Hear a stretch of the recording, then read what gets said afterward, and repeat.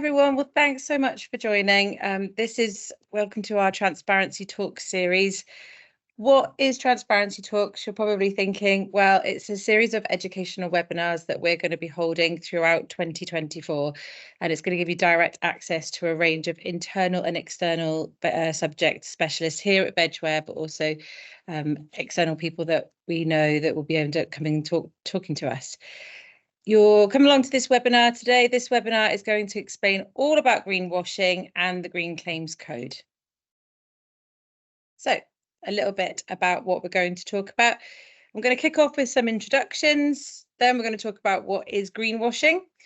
Then we will talk about what is the Green Claims Code, why comply with the Green Claims Code, Vegware's own claims journey, which is a great slide to look at, and then an interview with Michelle Carvill.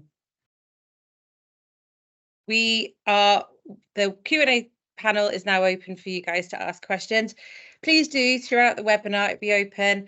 I will explain that I am a marketer. I might not have the technical advice, but please do ask any questions, and we do have a team of experts behind the scenes that can answer them. They will email you after the webinar. We'll be sending out the recording, and we'll also get back to any questions that you may have then.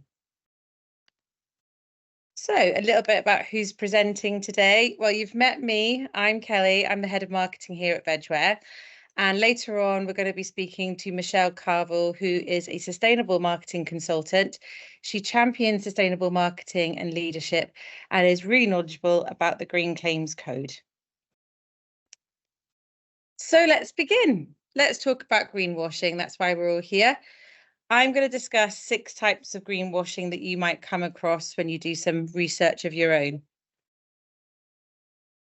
So, first off, greenwashing. The term was created back in the 1980s by Jay Westerveld, as you can see here.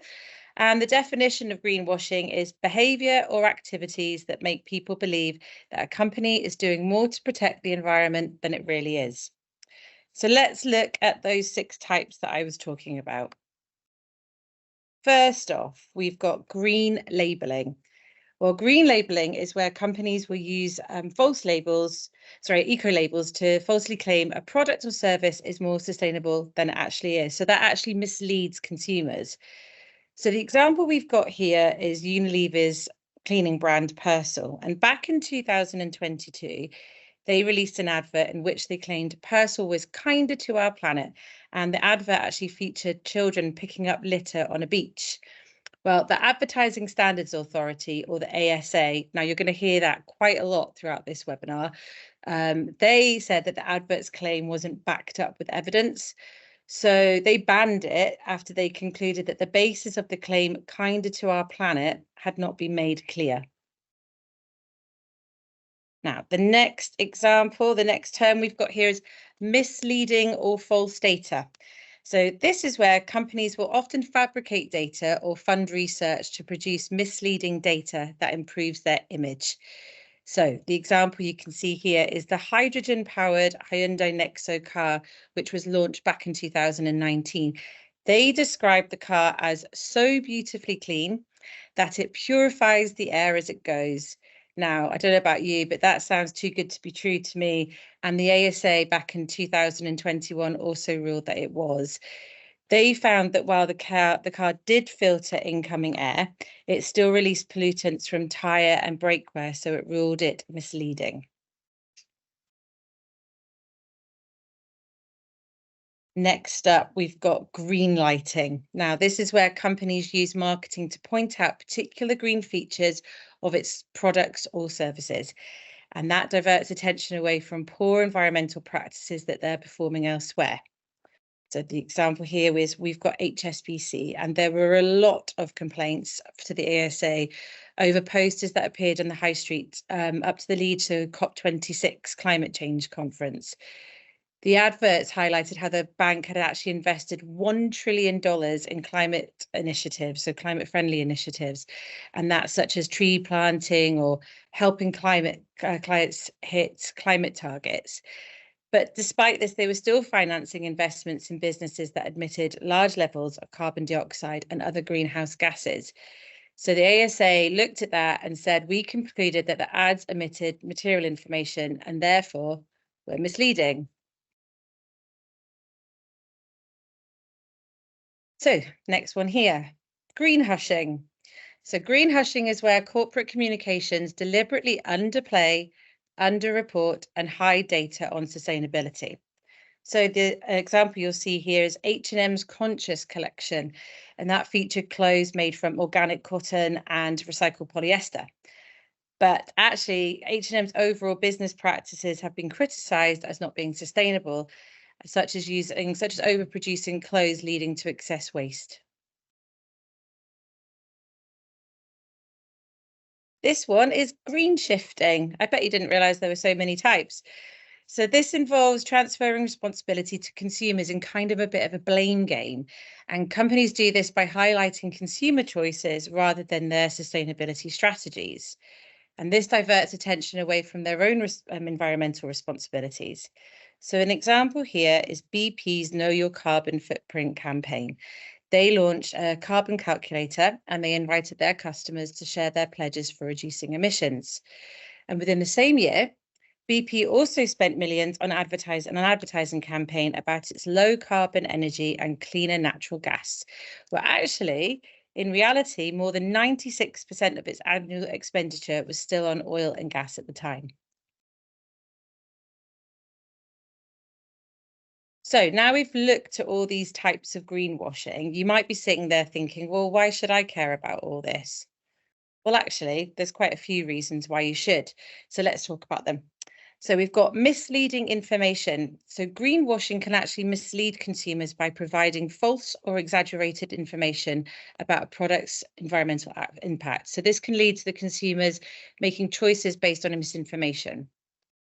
There's a waste of resources. So by falsely claiming to be environmentally friendly, it's not only going to mislead customers, but it's going to result in wasted energy, materials, and other valuable resources. It actually undermines genuine efforts of companies that are really trying to be environmentally, to say the right thing. And they're going to be overshadowed by those engaging in greenwashing. There's a financial impact. So consumers are going to end up paying a premium for products that claim to be environmentally friendly, but they don't live up to those claims. And the consumer's just going to end up feeling cheated. We've got a lack of accountability. Greenwashing often allows companies to avoid being held accountable for their actual environmental impact. I feel this next one's really important. There's actually a lack of trust. So when customers discover that they've been misled, that's going to lead to a loss of confidence with the brand. There's an impact on regulatory measures. So greenwashing can reduce public pressure for stricter environmental regulations. And the last one, I think, is probably one of the most important, is that if consumers are made aware of greenwashing, and then they can hold companies accountable, and the consumers can actually drive positive change. So quite a number of reasons not to do it. So we've talked about greenwashing, we've talked about why it's important not to do it, and now we're going to talk about the Green Claims Code. So the Green Claims Code, it was launched back in September 2021, and it's a set of guidelines for companies regardless of size or industry. And they ensure that the environmental claims that they have to make are clear, accurate, and not misleading. So as part of the code, there's actually 6 statements a business should be able to answer yes or agree to when they're making an environmental claim. And yep, you guessed it, I'm going to go through each individual one.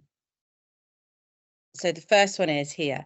Be sure your claims are truthful and accurate. Businesses must live up to all claims made. They must only give consumers the impression that a product, service, process, brand, or business is as green and sustainable as it really is. 2, be sure your claims are clear and unambiguous. A customer should be able to understand the claims that you are making. Claims should not give the impression that a product, service, brand, or business is better for the environment than it really is. 3, be sure claims don't admit or hide information. A customer must be given the full picture to be able to make an informed choice. These sorts of omissions can occur when claims focus on saying one thing but not another, or where they don't say anything at all. 4. Only make fair and meaningful comparisons. Products being compared should meet the same needs or be intended for the same purpose. They shouldn't benefit one product or brand to the detriment of another if the comparison is inaccurate or false. 5. Substantiate any claims made. All claims should be backed up by robust and credible evidence. If you don't have the evidence, don't say it. And 6, consider the full life cycle of a product. So think about its overall impact from creation to disposal. So things like, you should think about the products or services, its components, parts, how and where it's manufactured, produced, or carried out, how it's transported from one place to another, its use or performance, and the disposal of the product and any waste or byproducts. So, talked about greenwashing, talked about the code. You might be sitting there and thinking, all right, well, why do I need to comply? Well, there's a few reasons. So you'll see here on the screen 3 logos. One is the CMA, who are the Competitions and Markets Authority. They're the people behind the Green Claims Code. So they will get involved, as will trading standards, and they can take you to court. And in some cases, businesses might be required to pay back the money to any consumers that have been harmed by the breach of consumer protection law. Also, the famous ASA, Advertising Standards Authority, they'll also take action, and they will pull any adverts that they deem misleading. So you'll see on this graph here that the idea of sustainability actually sells, and you'll see the research here from YouGov reveals many consumers worldwide are willing to pay more to address their environmental concerns. So you get your claims correct, people are going to want to pay more money for your products. And you'll also see here in the UK and US, Gen Z and millennial shoppers are actually likelier than older ages to say that they would pay more for sustainable products. So it really pays to get your claims correct. Now, I'm sure this is the slide everyone's been waiting to see. Just want to highlight a little bit about Vegware's own claims journey. So as you can see, we've come a long way since the early days. You can see on here, we used to say things like completely compostable, green tastes better. We used to point out about low impact and low carbon. I'm smiling because it makes me laugh how far we've come. And as you can see in the next slide, we now have removed any claims that we simply can't back up. We are constantly reviewing our messaging.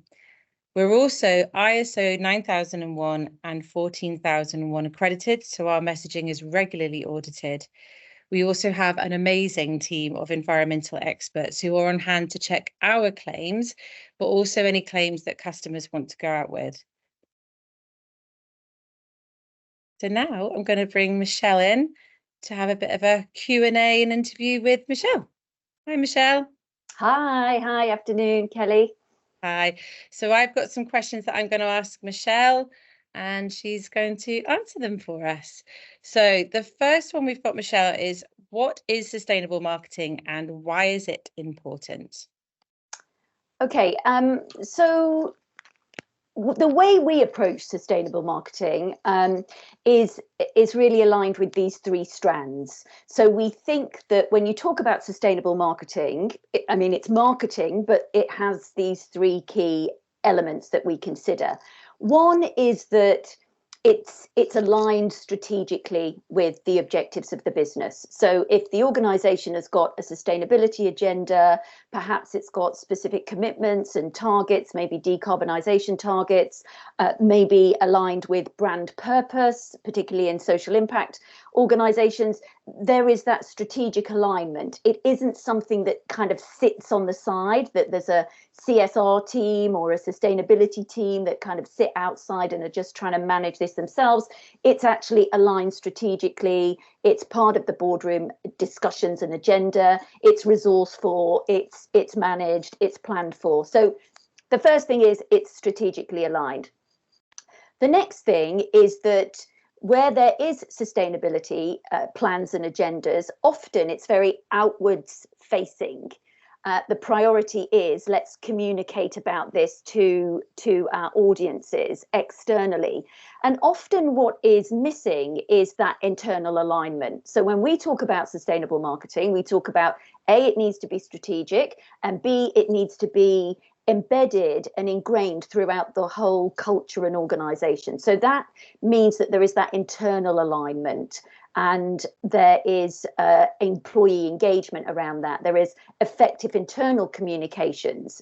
The amount of marketing teams that I've worked with over the past few years, that when I'm presenting data and insights to them will say, wow, this is amazing, Michelle, you know, where did you get this insights about our organization? I will say, this is your report, this is the stuff that you're doing, and often they're not aware, and that just shows that kind of disparity, that gap. So it has to kind of be embedded culturally within the organization, and often there are some brilliant examples where organizations have done that really well by explaining what sustainability is, what those objectives are, what the role is for every employee and the role they play, getting them engaged in various ways, and often making them accountable, making it part of key performance indicators so that people are reporting and being accountable around the role they play in delivering on that strategically aligned sustainability agenda. And then the third strand is that external piece, is that piece where they are then communicating. And it isn't just communicating about what we're doing, which, you know, we talk a lot about show, don't tell. You know, you have to be doing what you're doing to be able to talk about it. And that, of course, mitigates any risks of greenwashing. But also you have to be laying a responsible lens about how you're communicating. So it isn't just what you're saying, it's how you're saying and the channels that you're utilizing. So marketing channels and digital activity and events and activities, they all have quite a significant environmental impact. I mean, the digital industry has the similar impact, if not bigger impact, than the aviation industry. And so when we think about marketing, and we think about marketing is often the biggest budget in many organizations, or if it's not the biggest, it's just behind R&D, then actually there's a lot of activity that we do as marketers that we need to think about, is that the most responsible way that we are doing it? So we have to think about how we green our marketing activities, how we rethink, how we remodel, how we restructure, how we sense check that everything is as responsible as it needs to be, and then also the communication piece about how we're talking about what it is that we do. So those are the kind of three strands to summarize how we position sustainable marketing. It's not really that different to any other marketing strategically aligned, but it is thinking about things with a more responsible lens and aligning it with overarching objectives. Excellent, thank you. So just so everyone knows that's on the call, we will be sending these slides out, so you'll get Michelle's slide just there. So, Michelle, how can businesses ensure that their green claims align with the standards set by the Green Claims Code that we've spoken about today? I think that's the starting point of that, is educate yourself, really get close to what is going on with regards to the regulation and the claims and what is expected of organisations. I think it is still remarkable. As you said, the claims came into fruition in September 2021. They were enforced by the CMA in January 2022. So we're talking really just over a couple of years that they've been in place and actionable. And so it's still kind of fertile territory for many organizations. But I am still flabbergasted when I'm speaking to CMOs and teams of senior marketers, and I'm talking to them about the Green Claims Code, and they do not know what I'm talking about. You know, they haven't heard of the code, they're not familiar with the code, and really there is a lot of resource that has been created in these codes, in these frameworks, to support marketers and communication professionals and organizations in making sure that they are communicating in a way that isn't going to risk reputational brand or damage relationships and trust, as we've been talking about, and of course get them into hot water with any financial penalties. And so the first thing is really understand the green claims, understand what they stand for. The Green Claims Code in the UK, there is a really useful, on the Competitions and Markets Authority website, there is a really useful 13-point checklist. And that 13-point checklist really extends those 6 key points that you talked about just earlier, Kelly. And it's a really, really useful checklist. And I would also add that the Green Claims Code is operational in the UK, but of course the CMA are not operating in isolation. They're working with bodies like ICPEN, the International Consumer Protection Network, and therefore there are other territories. You know, in Europe we have the EU directive and the Greenwashing directive, which is, they're really pace setting in this space about what can and can't be done. Over in the US, there are the green there's a green directive by the FTC, and they are just upgrading and revisiting their frameworks for the first time in a decade. So there is a lot of kind of revisiting and revamping, and so regardless of the territories that you operate in, it's about understanding what those regulations are in each of the territories, and they're all pretty similar. You know, they all kind of hinge around show what you're doing, don't talk it up, you know, just be honest and transparent about what it is you're doing, and don't overspin things. And so therefore things like that 13-point checklist and looking at other territories that you operate in and the regulations and guides and frameworks there are a really useful starting point. That's great. So on the slides that will get sent, actually the email, the web address for the Green Claims Code is on there. So everyone will be able to get that web address there. Have you got any models that support marketers and organizations to consider looking through that kind of lens that you're talking about?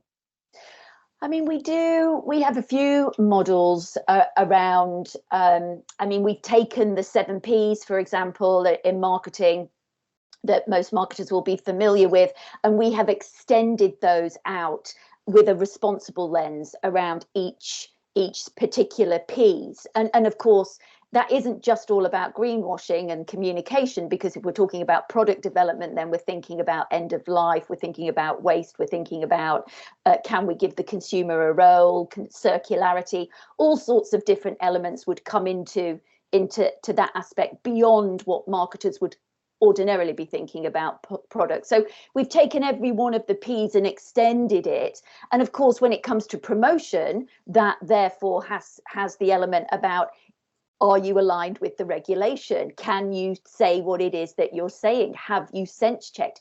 Are all your claims substantiated? Do you have the evidence? If you were questioned, would you be able to back this up? And so yes, so we have developed models like that. And we've also developed a model that kind of falls off the back of that, what is sustainable marketing, which is what we refer to as our inwards, upwards, outwards model. And that's, again, another strategic framework, bigger than just around green claims, but it certainly does consider the communications piece as well. And I'm very happy to share those with you, Kelly, so that you can share them on with your audience here. That'd be great. Thank you. So the next one I've got is, are there, apart from the Green Claims Code, is there anything else that people could be doing or working towards to ensure credibility? Any other kind of accreditations or certifications out there? Yeah, I mean, I think when it comes to accreditations and certifications, again, this is an area where it's fertile territory, because if we think about sustainability, I mean, whilst organizations have been practicing sustainability for maybe decades in some areas, it's only really over the last couple of years where there's been that real consciousness of others kindward looking in, and that is kind of aligned with this. As consumers have become more conscious and more aware, I mean, I was reading a study just earlier, over half of UK consumers would boycott a brand or organisation if they thought it had green or misleading claims. I mean, that's a big study of over 20,000 consumers by KPMG just late last year. And so as brands and organizations have started to understand that, whoa, hang on a minute, we need and are also wanting to meet the needs of those conscious consumers that are expecting brands and organizations to have greener, more environmental, more sustainable options available, there has become this kind of wild west of these green claims.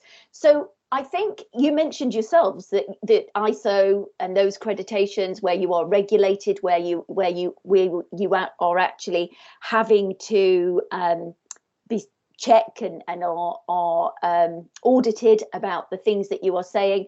Similarly with the B Corp accreditation, you know, the B Corporation, the Benefit Corporation accreditation, that again, there's real rigor there because organizations, yes, they have to meet quite a rigorous requirement to become certified as B Corp, but it isn't just a kind of tick box and one and done. It is a continuous audit, a continuous development of better practices and utilizing the business as a force for good.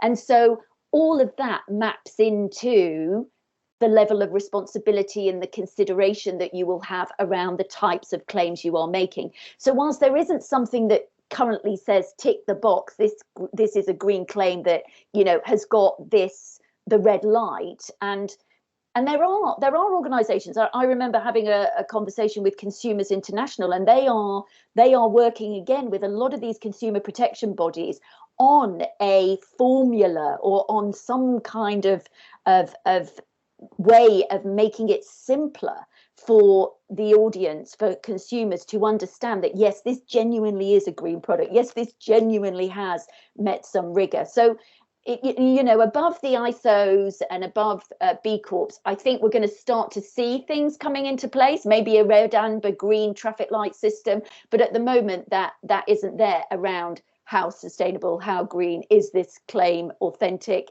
And that's why we've got the regulators putting the regulation in to provide a framework for those organizations that are doing good so that there is clarity about what they can and can't say, but also to kind of to give a warning to those that have perhaps been over egging their responsibility and the role that they're playing, to kind of ease off and back down and say, actually get your house in order before you start making those claims.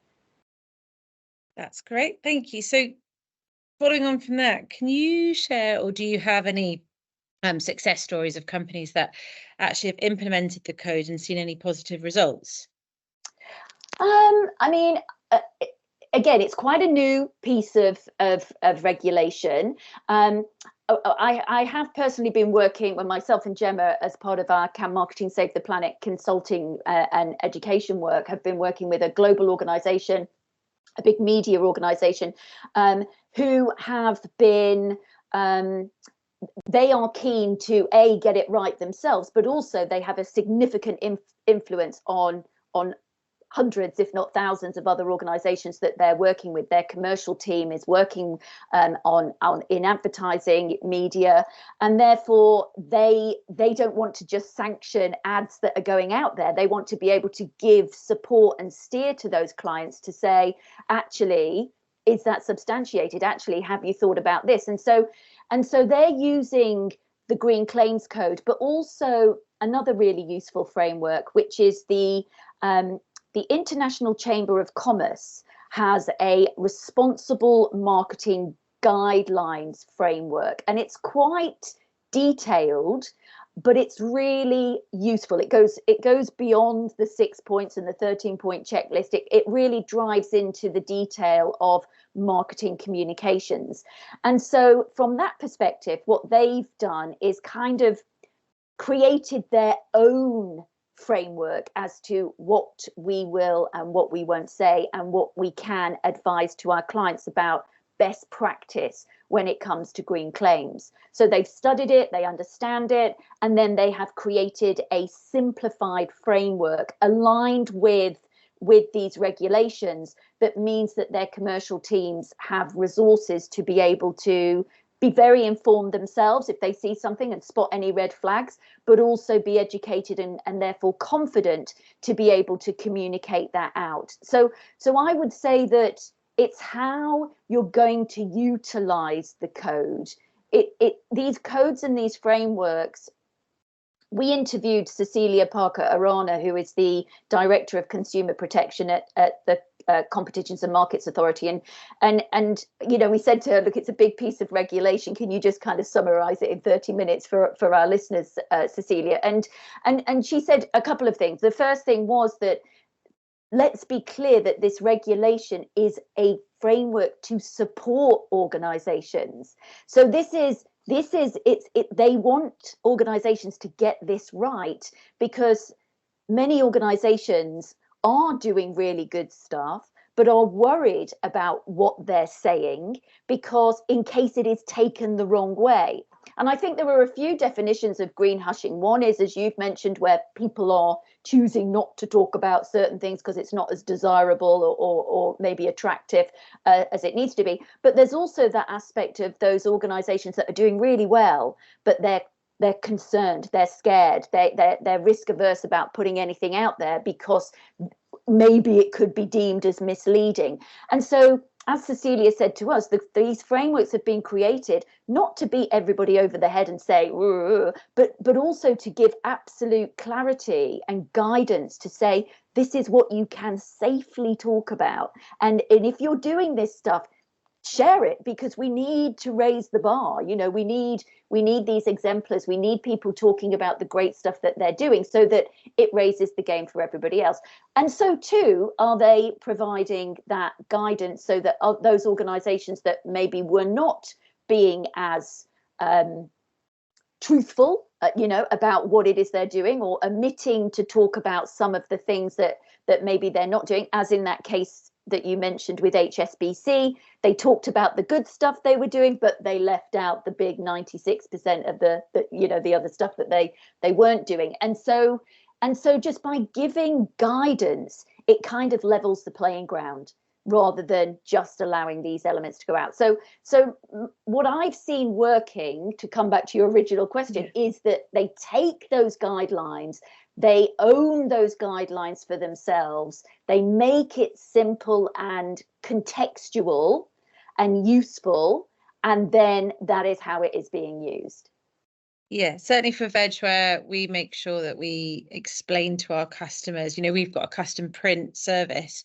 And one of the things that we've done is actually produce something for our customers who are taking that service, because sometimes we get things like environmentally friendly or something, some term, and if we can't back it up, we've got a guide for them. So that's kind of how we do it. We've obviously got our environmental team as well that we always go to for claims. So there are lots of things that companies can do.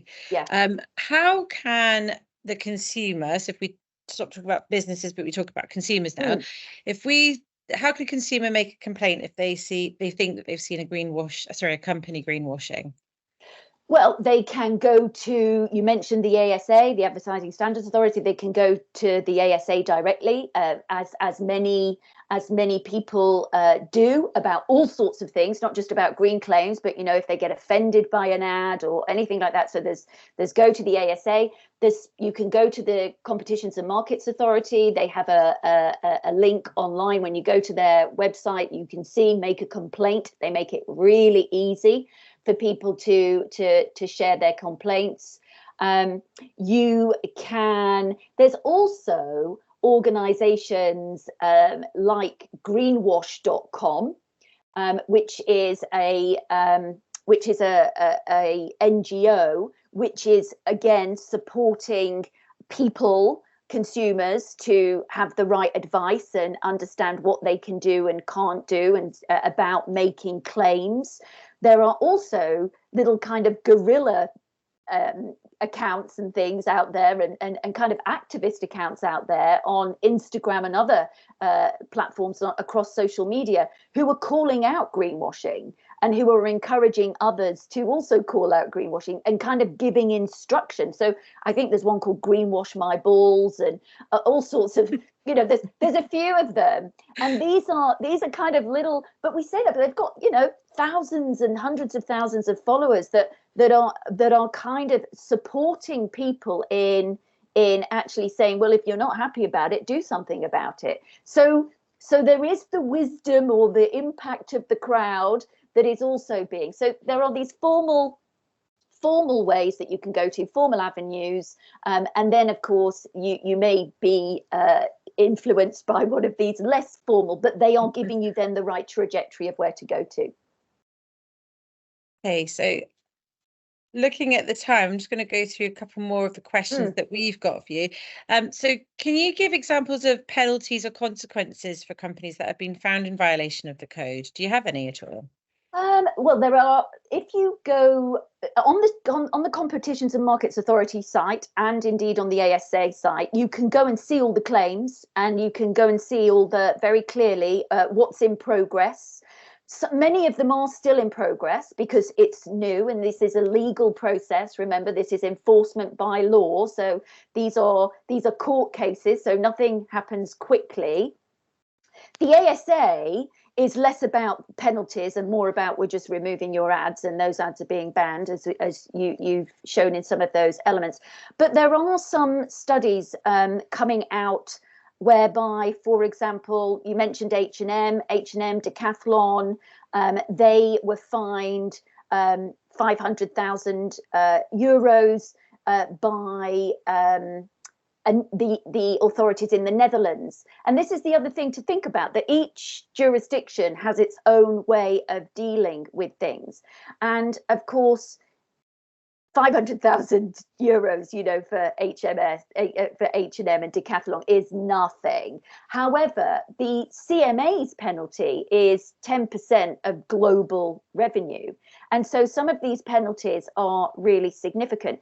And particularly, let's say in the case of HSBC, let's say that was a claim that was then founded through the CMA. 10% of global revenues for HSBC would be a significant number. Oh, yeah. And there was also a case in the US quite recently whereby the penalties there, I'm just trying to find the numbers, but it was in